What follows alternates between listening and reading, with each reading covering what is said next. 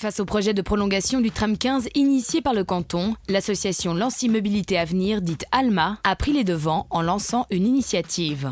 Le point de discorde, un tracé compromettant la qualité de vie du quartier. Il est en effet prévu que la ligne 15 traverse le chemin des Palettes, l'avenue Curébeau et la route de base, afin de desservir le nouveau quartier des Cherpines. L'objectif de l'association ALMA aujourd'hui est de réunir 2027 signatures. On veut que l'arrivée de ce tram devienne une opportunité, une chance pour le quartier. Donc nous demandons que les places qui sont libérées, par exemple qui sont des places de parking maintenant, que ça devienne des places de rencontre, qu'il y ait plus de verdure, qu'il y ait des freins pour le trafic. Les choses que nous pouvons demander à un conseil municipal parce que leurs compétences ne sont pas énormes. Donc avec notre initiative, on est resté dans les demandes qui sont possibles pour un conseil municipal de décider. Le trafic nous fait souci parce qu'il est déjà énorme. Peut-on éventuellement le réduire? C'est une de nos demandes. Trouver moyen pour le réduire d'une façon ou d'une autre. L'autre problème que nous allons avoir à affronter, c'est toutes les places de parking seront éliminées.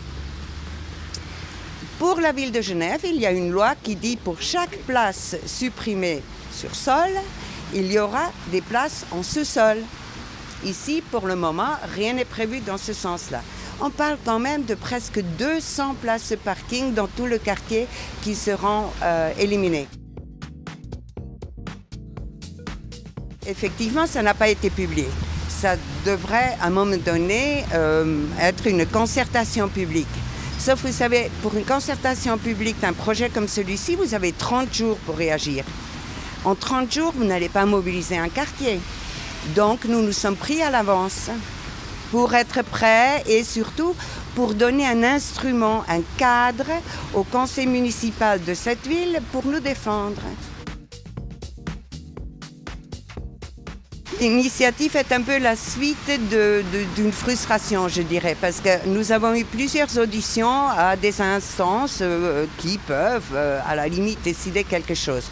Que ce soit sur le niveau communal, c'était au Grand Conseil, la commission de l'aménagement et des transports publics, et puis prochainement, ce sera aussi dans le département de M. Bartassin. Mais on n'a jamais eu de feedback. On n'a pas eu, si vous voulez, des invitations à revenir pour discuter avec eux pendant qu'ils finalisent le projet. Donc, il nous fallait quelque part réagir. Ça marche, le feu de Dieu. C'est absolument extraordinaire. On l'a déposé donc il y a une dizaine de journées.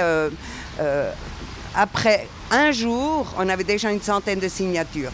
Ce qui était bien, et ça continue.